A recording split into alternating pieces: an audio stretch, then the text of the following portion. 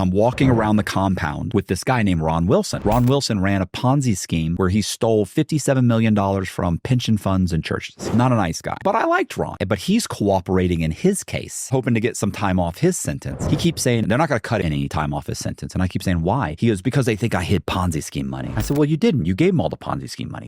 You don't understand. Okay. This goes on for months. And then one day he keeps saying it. And I said, why do you keep saying that, bro? And he goes, can I trust you? And I go, probably not. And he goes, I did hide some Ponzi scheme money. And I went, okay. And he said, I gave my wife, not much, $150,000. Since I've been incarcerated, she's found out that I was having an affair. And she's so upset about it. My fear is she's going to give them that money to make sure that I do all this time. And I was like, okay. And he said, I gave my brother about $30,000. I'm like, okay. And so we're walking and I said, well, don't worry about it. She's not going to do that, blah, blah, blah. He's like, yeah, we'll see. And I remember thinking, is that enough to get me a sentence reduction? So maybe a month or so later, I call my lawyer and when we're talking, she says, anything going on in there? I said, no, nothing. And she goes, you sure? Nothing? Which was weird, right? Like, you never wanted to talk to me before. And I was like, no. Well, I said, yeah, you know what? Listen to this. There's a guy here named Ron Wilson. She types him up. She goes, oh, wow, this is a bad guy. And I said, this is what he told me. And she goes, okay, hold on. She said, look, I'll look into it for you. I figured I'd never hear from her. A week later, a correctional officer comes up to me and says, Cox, you got to go to SIS. So I go there. Come here, Cox, sit down. Okay. He